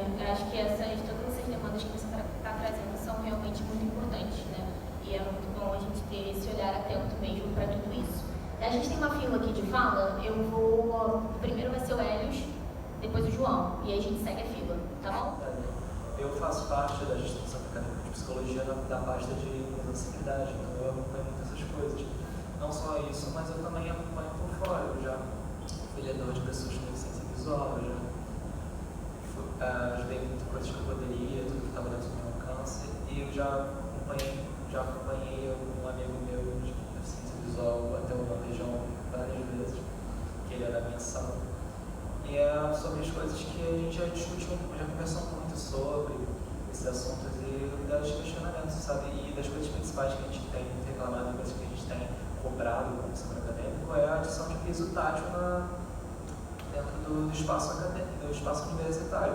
Porque dentro das salas, as pessoas com deficiência visual, perda total, a maioria das vezes, acabam não conseguindo se locomover direito dentro da própria universidade, onde é um espaço para elas, então elas não conseguem estar no espaço para essas pessoas, porque elas não conseguem, sem serem acompanhadas, e o problema maior acaba sendo fora da faculdade para ir almoçar no bandejão, por exemplo, onde tem que passar por um estacionamento, onde passam carros, que é um labirinto, não tem um único, nada ali para se guiar, e aí a pessoa pode ser ocupada, se não tem ninguém para acompanhar ela no momento, ela passa fome. Como isso funciona?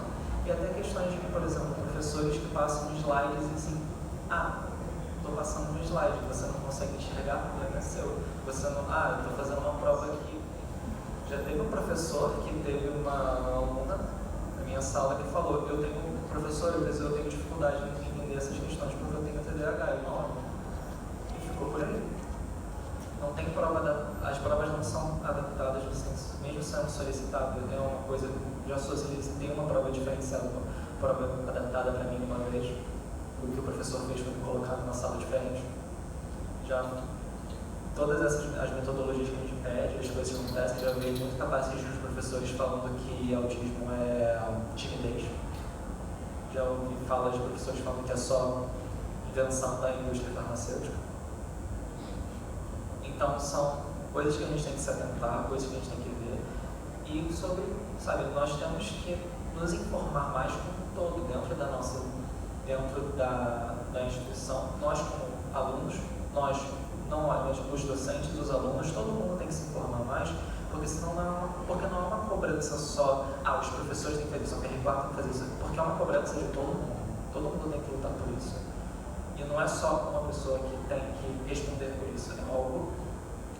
Nós precisamos de piso tátil, nós precisamos de abafadores de ruído dentro das cadeiras, debaixo das cadeiras, porque arrastar uma cadeira vai fazer um barulho horrível e eu tenho sensibilidade auditiva, não dá. A gente precisa rever as coisas que nós temos nessa faculdade para que ela seja realmente inclusiva, porque eu vou citar uma psicóloga formada recentemente aqui na faculdade, Bianca Louvain, uma pessoa com deficiência visual de baixa visibilidade. Acessibilidade não é sobre colocar uma rampa. Colocar uma rampa aqui, colocar um elevador ali. Acessibilidade é sobre você olhar para a pessoa, enxergá-la e se importar e perguntar para ela o que você precisa. E se basear aí, não é esperar que as coisas só vão magicamente acontecer, ou que uma coisinha só vai resolver, realmente ver o que cada pessoa precisa e como pode realmente tornar isso a faculdade um lugar acessível. E eu também gostaria de adicionar algo mais à parte, que eu queria dizer que eu estou maravilhada pela fala da Kézia e da Regiane. Eu achei falas fantásticas, eu gostei muito. Fico muito feliz de poder compartilhar essa coisa com vocês dois. Todo mundo. Eu posso encerrar. Eu passo a fala agora para o João. Bom, eu vou fazer um breve comentário. Dar essa questão de rampa, a questão de cadeira, enfim, a questão das necessidades particulares de cada aluno, tudo isso já é uma demanda muito antiga que vem dos representantes estudantis, que a gente leva para a direção, mas a gente sempre enfrenta qual barreira? Não temos dinheiro para fazer isso. Essa é a barreira clássica. Por quê? Novamente, a gente vive numa lógica não só estadual, mas comunidade. E aí, vão ter desigualdades dentro da própria lógica da universidade de direcionamento de verba.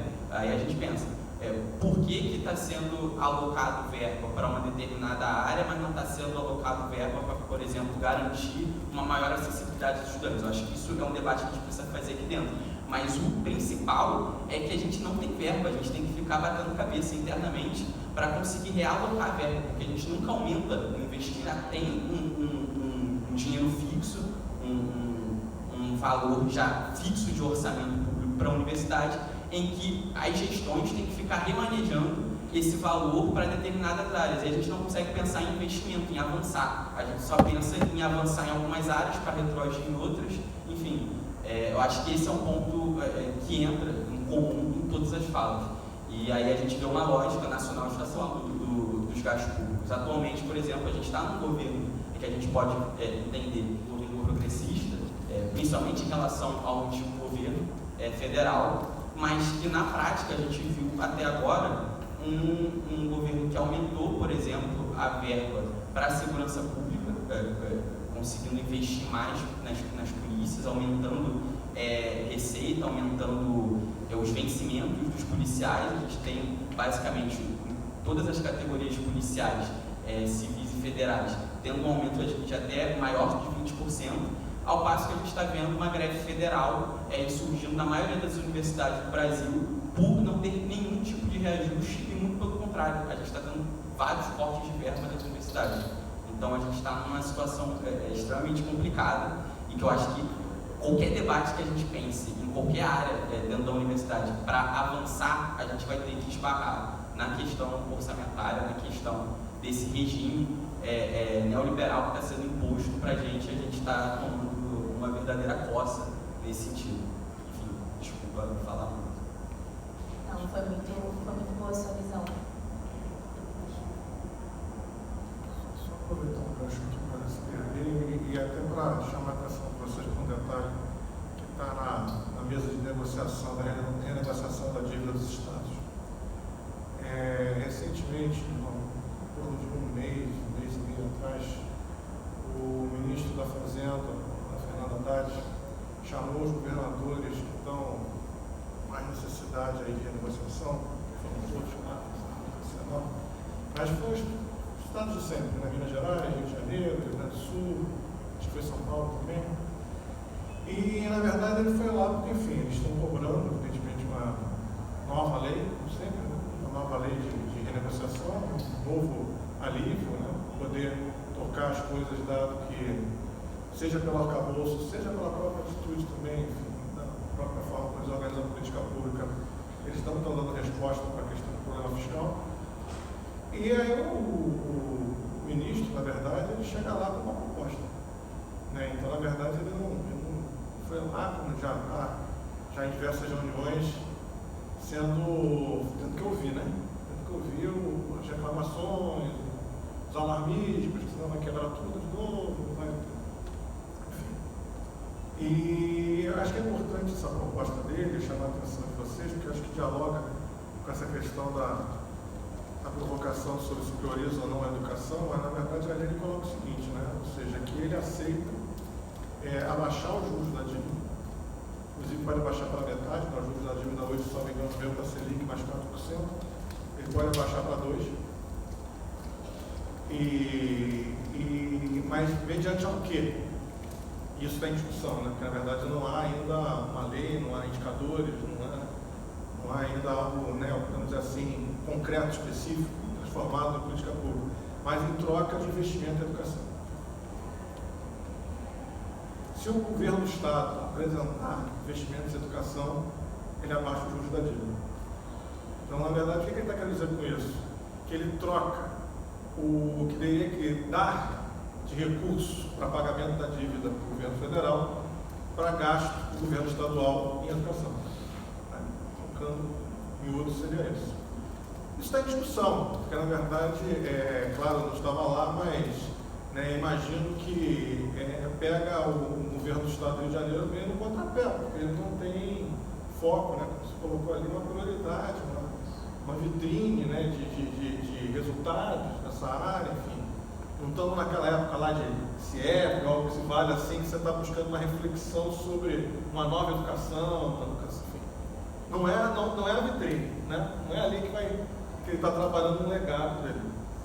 Mas, por uma necessidade financeira e se vingar a proposta, né, que eu acredito que vai passar por lei e Congresso Nacional, né, mas se não houver um afrouxamento, ou seja, que passe a incluir tudo, né, daqui a pouco vai ser investimento em infraestrutura, sei lá, qualquer outra coisa para poder exibir indicadores, por exemplo, então, abaixa os juros num pacotão de várias possibilidades alternativas, mas se ficar na educação, pode trazer a educação para o centro do interesse do governo do Estado. Porque ele precisa renegociar isso. Precisa para esse ano renegociar. Né? Então, ou seja, é uma bola que está quicando, estou chamando a atenção. Hoje, o que o Haddad falou, ele, na verdade, ele focou em ensino profissionalizante. Tá? O cerne da proposta, né, é juros por educação em cima de ensino profissionalizante. Só que você olhando, eu já dei uma olhada na proposta, né, na apresentação do ministro, da equipe dele, enfim, ele coloca lá que poderia, caso não cumpra os indicadores em ensino profissionalizante, pode inclusive abarcar o ensino superior.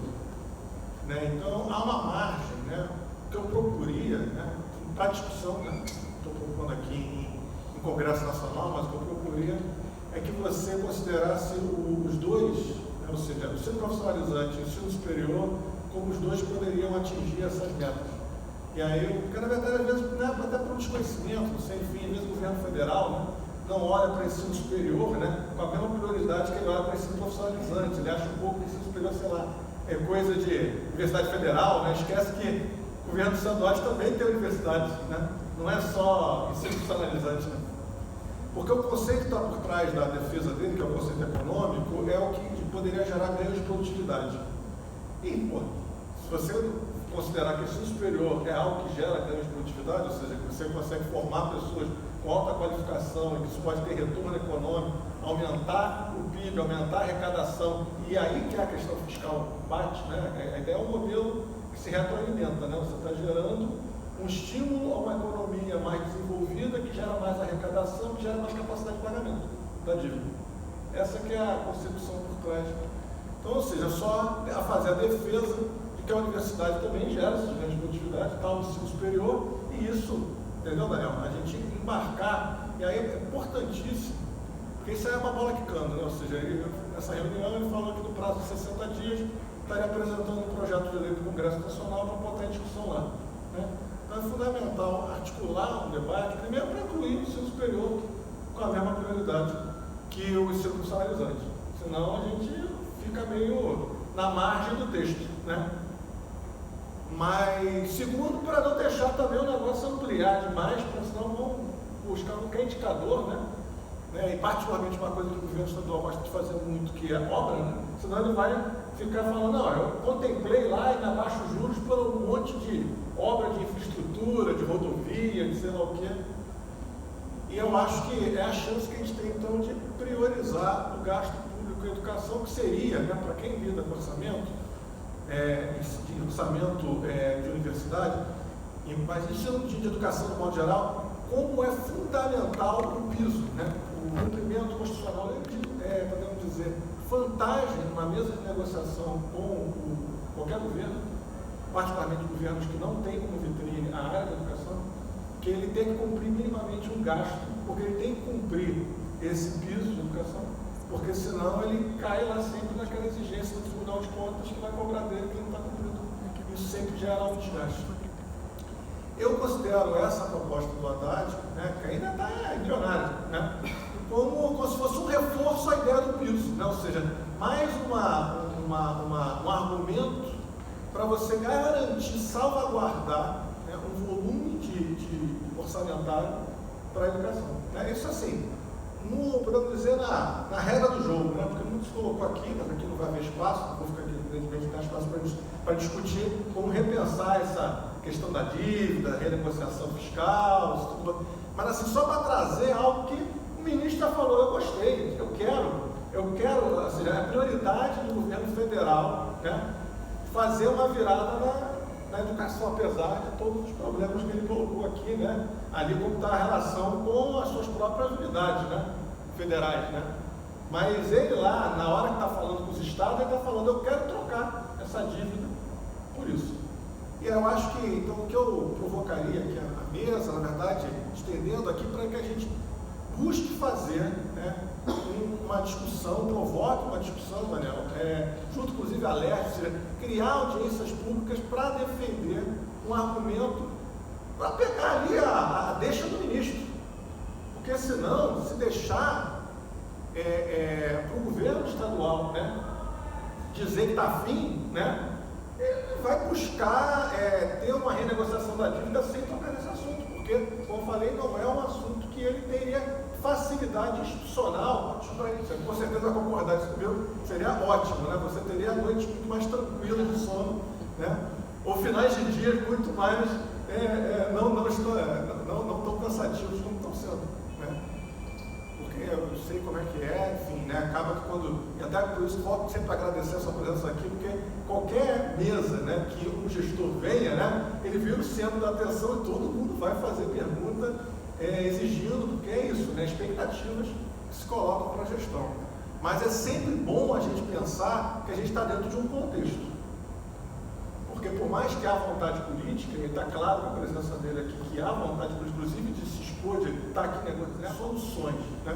Então por isso que eu estou colocando essa questão, porque pode ser não vou dizer que é uma solução definitiva para tudo isso que a gente quer fazer de investimento na universidade se realizar num curto espaço de tempo, mas com certeza você já vai estar ali dentro de um processo histórico onde há um interesse de trazer a temática da educação para ter centralidade na discussão orçamentária, no que hoje é a questão mais, podemos dizer, nervo na ferida, né? Dedo na ferida do governo do Estado, que é a renegociação da dívida.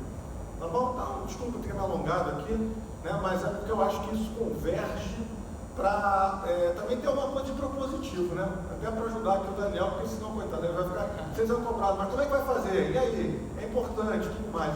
Então, eu acho que se mobilizar nesse sentido, né? Até porque é isso, ou seja, o governo do Estado ele tem que apresentar, então, como é que ele vai exibir indicadores, inclusive a universidade, né? Isso vai ser super bom para ele e com certeza para a gente. E voltando um pouquinho ao pioneirismo que ele citou aqui, né? A gente fez a última roda de conversa que a gente fez, inclusive em parceria com vocês, que foi sobre a lei de cotas, e isso foi muito pontuado, né? A gente teve a presença do ex-ministro de Igualdade Racial do governo Lula, né? A gente teve até a casa cheia, assim, a galera teve bastante aceite, foi uma roda muito produtiva, muito legal, e esses pontos foram citados também, eu acho que muito importante, né? E eu pego esse espaço dentro de um local de fala enquanto discente negra, mas que tem um olhar atento para a docência, né? Principalmente porque eu vou ser uma professora negra.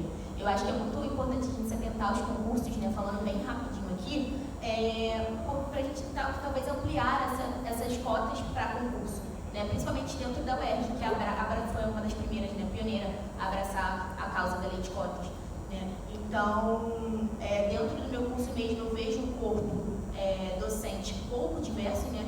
Dentro de uma grade de docência, a gente vê 2 professores negros, de um curso que deveria ser muito letrado e muito diverso, né? E que não é, né? A gente pontuamos inclusive a reformulação dessa lei, os 10 anos e tal, foi literalmente o nome da nossa roda de conversa, 10 anos da lei de cotas.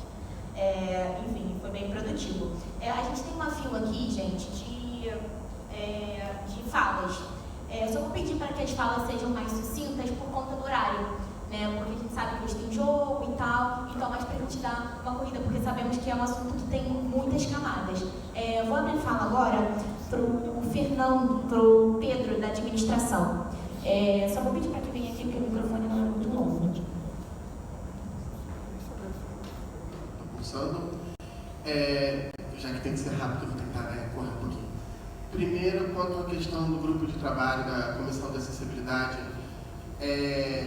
já que a faculdade tem tantas questões que que têm que ser corrigidas, ampliadas, e muitas delas vão envolver não só uma questão de implementação de políticas imediatas, mas acompanhamento dessas políticas. Existe um plano de estender a continuidade desse grupo de trabalho, porque eu tive a oportunidade de assistir o CITEA nessa sexta e sábado passados, e neles parte desse grupo de trabalho estava presente, e eles afirmaram que, apesar de não ter a continuação oficial do grupo de trabalho pela UERJ, eles continuam trabalhando, tentando dar progressão para o relatório e outras coisas. A outra questão que eu também tive a oportunidade de ver no CITEA é que existe uma necessidade muito grande, pelo menos que eu tenho sentido também como aluno, de capacitação tanto docente quanto da equipe técnica, da equipe administrativa da faculdade, né, a lidar com pessoas com pessoas com necessidade, às vezes nem TEA, nem nada, às vezes neurotípicos. Porque a própria entrada na universidade para alguém que tem 18 anos, acabou de sair do ensino médio, é muito intimidador. Você está falando para muita gente, eles saíram de escolas de ensino médio relativamente pequenas. E eu não vejo esse suporte da equipe técnica. Eu sinto falta de talvez de cursos para auxiliar eles a darem mais suporte para os alunos. E não só cursos, eu também cheguei a ver nessa oportunidade que saiu uma AEDA, se não me engano, uma liga do Orleio, desculpa, agora eu já esqueci, atualizando o auxílio para funcionários da UERJ que têm filhos PCDs, que têm filhos com TEA, aumentando esse auxílio para R$900 para ir de acordo com a lei federal, atualizando esse auxílio que está sem atualização lá sempre. E a UERJ não só não implementou o aumento, como está usando essa nova versão da lei para tirar essa bolsa de algumas pessoas, porque na lei, na versão original do texto, incluía os aposentados e agora não inclui. Então, simultaneamente, a UERJ usa a lei para tirar gente e não usa a lei para atualizar a bolsa. A minha questão sobre esse pessoal sem a bolsa atualizada é porque eles são essencialmente gente já razoavelmente capacitada em lidar com pessoas PCD, pessoas com transtorno de desenvolvimento autista e etc. Porque são pessoas que estão convivendo com essas pessoas. E já que é tão difícil de gastar dinheiro da UERJ para dedicar, para capacitar a equipe dela, talvez seja interessante dar mais espaço para as pessoas que já estão capacitadas na universidade. Muito importante, só. Pessoal, Maria, não é nem um compromisso assim, muito bem específico, mas eu moro em Xerém, são mais ou menos 2 horas daqui de transporte público até lá. Eu costumo dizer que Xerém é tão longe, mas eu realmente estou com compromisso de buscar minha filha, né? As pessoas que ficaram responsáveis por ela durante a minha viagem, então eu realmente preciso ir. Quero agradecer muito essa oportunidade, foi uma roda extremamente significativa, com debates relevantes. Obrigada, Bruna. Também a presença do pró-reitor, né, vi que o senhor ficou atento às informações. Gostaria de deixar aqui a possibilidade de a gente fazer um fórum mais para frente, em parceria com o ProRio, um fórum de debate público para a gente pensar sobre os resultados, não apenas do relatório, mas também do nosso núcleo de acessibilidade e inclusão, e trazer um alargamento das nossas concepções de inclusão, acessibilidade, permanência, participação e aprendizagem. E apesar da sua pró-reitoria ela não ser a única, né, que deve estar envolvida nesse debate, mas quando a gente pensa em direitos humanos, pró-reitor, ela é talvez aí, abre aspas, a cláusula pétrea da nossa existência nessa universidade.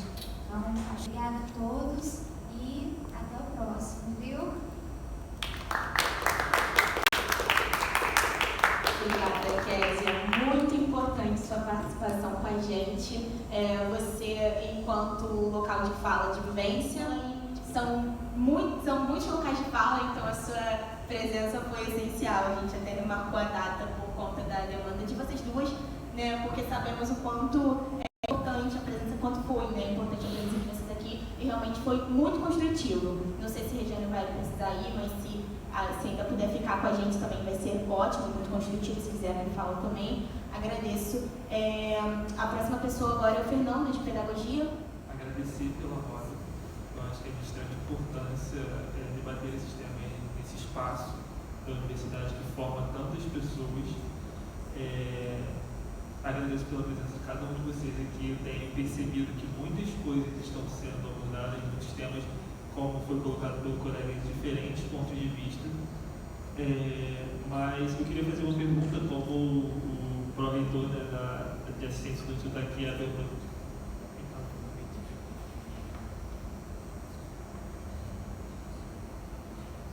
Bom, muitas das perguntas que eu gostaria de fazer já foram feitas e também já foram respondidas, mas como foi bem pontuado, a atual reitoria ela entrou há pouco tempo, há pouco mais de 3 meses, mas a minha pergunta vai no sentido de que o que está sendo feito agora, se existem planos, se existe algum planejamento, até mesmo de conscientização da comunidade uergiana, para alcançar essas pessoas e falar sobre a importância do acesso, da inclusão dos alunos atípicos, das famílias atípicas na universidade, se existe algum planejamento, algo sendo feito agora, seja em palestra, seja até um banner colocado na entrada da universidade para chamar a atenção para esses temas que são tão importantes, são tão sensíveis para a sociedade e que hoje eu percebo que estão sendo mais debatidos do que antigamente, porque as pessoas estão tomando conhecimento de que é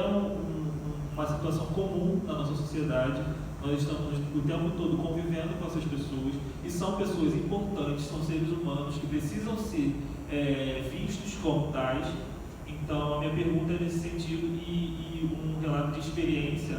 Recentemente, lá no curso de Pedagogia, por uma aluna foi realizada uma palestra a respeito do tema. Ela é intérprete de Libras, ela trabalha numa escola voltada para esse tema, e ela organizou no curso essa palestra e ela não teve suporte para conseguir um intérprete de Libras para estar no evento, porque como ela estaria mediando, ela não conseguiria também estar ali gestuando para as pessoas que estariam. A maior parte dos presentes eram pessoas surdas, então houve essa dificuldade de conseguir isso. Óbvio, aconteceu em gestão passada, mas hoje, de que forma que isso está sendo colocado? A UERJ disponibiliza, porque eu fui um dos alunos que estive junto com ela, eu fiz campanha nas minhas redes sociais, aconteceram vaquinhas para que ela conseguisse pagar o intérprete de Libras, porque a gestão da UERJ, seja da Faculdade de Educação ou de outras instâncias da UERJ, não arcou com isso. Então, coube a ela fazer com que o evento acontecesse. Ela teve que fazer essa vaquinha. Só depois de muita pressão nas redes sociais e através de e-mail, comentando em posts das reitorias, que disponibilizaram o intérprete de Libras para ela de última hora. Então, a minha pergunta é nesse sentido: o que está sendo feito hoje pela UERJ, em nome do Daniel Pinha, por esses alunos, por essa comunidade que vive na UERJ, porque não dá para pensar que a UERJ ela é totalmente acessível, porque não é. Se tem piso em alguns lugares, ele não abarca toda a UERJ. Como foi colocado pelo colega de psicologia, ele não vai até o bandejão. Como esses alunos vão até o bandejão para almoçar e para jantar, como eles conseguem entrar e sair da UERJ. Então, mais hoje, o que está sendo feito? Se falar um banner está sendo colocado na entrada, já é algo que está sendo feito. Eu acho que a gente está o tempo todo caminhando para essas mudanças, para alcançar esses lugares. A UERJ forma pessoas, professores de diversas outras áreas que vão lidar com pessoas lá fora. Mas o que está sendo feito aqui dentro para que essas pessoas sejam atendidas e alcançadas? Agradeço pelo espaço, eu agradeço mais uma vez pelas colocações de vocês. Foi muito enriquecedor estar aqui e é isso. Obrigado. Eu acredito que aqui a gente tenha profissionais, pesquisadores, né, que possam fazer esse grande movimento a favor da universidade na chave da educação e, enfim, bom, começando pelo final, né, você é o Fernando. o que tem sendo, o que fizemos hoje, eu posso até falar de hoje mesmo, né? Fizemos uma reunião de planejamento estratégico do nosso departamento de saúde e bem-estar psicossocial da ASP, e o objetivo dessa reunião foi também pensar o lugar da inclusão e acessibilidade no interior de uma agenda para o bem-estar, para o acolhimento, e a nossa estratégia seria começar pelos coordenadores de graduação e também pelos diretores de unidade, para que a gente possa promover, fazer um exercício do que a gente está chamando de promoção da saúde, né? Aproveitando muito do que tem sido feito na Fiocruz há muito tempo, que pense as determinações sociais, né? Um pouco do que eu falei até no início, mas de que construa uma grande mobilização com os coordenadores de graduação, com os diretores, com os chefes de secretaria, né? Também a produção de pesquisa em torno desse tema, né? Acho que a gente também se compromete com isso, né? Uma pesquisa que possa ouvir também, né? Todo mundo que seja especialista na UERJ. A gente tem muitos laboratórios, né? Programas pesquisadores, né? Então a PL4 está em contínuo contato também com as pesquisas que têm sido realizadas, né?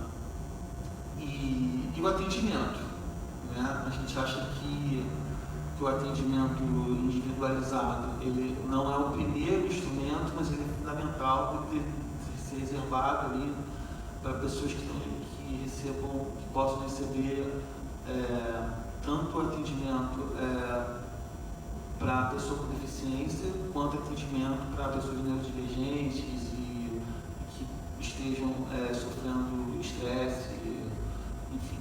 Então, eu diria que os nossos passos seriam de um lado estrutural, né, de promoção da saúde, né, mental, de promoção de uma cultura, de uma acessibilidade, ampliando o debate para quem não sofre imediatamente com ele, né? E com outra mantendo os atendimentos individuais, né? Com uma melhor infraestrutura também, né? A gente tem equipamentos que são necessários para as pessoas estudarem, né? Acompanhando seus cursos, e, enfim, tem uma série de questões, né? Estou preocupado com a hora, mas eu diria que são nessas duas frentes, né? De pensar uma dimensão estrutural de médio e longo prazo, né? Que seja aí uma promoção, realizar a comunicação também, e uma de realizar os atendimentos individuais das pessoas que apresentem diversos tipos de vulnerabilidades, né? Respondendo ao Pedro, então, nós fizemos uma reunião pela PR4, como logo no início, né, recebemos o relatório. Existe uma proposta no programa da chapa que venceu, né, que é da criação de uma superintendência de inclusão e acessibilidade. Isso foi mencionado durante a campanha, mas ainda não temos a viabilidade, né? A gente, né, reconhecendo a necessidade de uma pauta que seja transversal, a gente ainda não, enfim, estou falando na perspectiva da reitoria, né, do quanto que é desafiadora de construir uma estrutura para isso, né, que seja transversal, que seja diretamente ligada à reitoria. Então, se não for algo concreto nesse momento, mas é algo que atenda ao apelo da própria campanha, né, em relação à inclusão e acessibilidade, que possa ser assumido como uma responsabilidade da reitoria, nos mesmos termos da recém-criada Superintendência de Igualdade Racial e Gênero. Né? Não sei se vocês estão acompanhando, mas a professora Patrícia Santos já assumiu isso. Enfim, e aí é dar continuidade ao trabalho do GT. Agora, como vai ser construído vai ficar a cargo de quem, de fato, assumir essa agenda. Né? Eu acho que o trabalho do GT foi fantástico, construiu um relatório fantástico. Eu acho que o GT pode ser realmente um interlocutor contínuo, né? Mas a gente ainda não tem uma definição de como é que vai ficar o papel do GT nessa estratégia, né? E eu entendi que essa é a segunda colocação.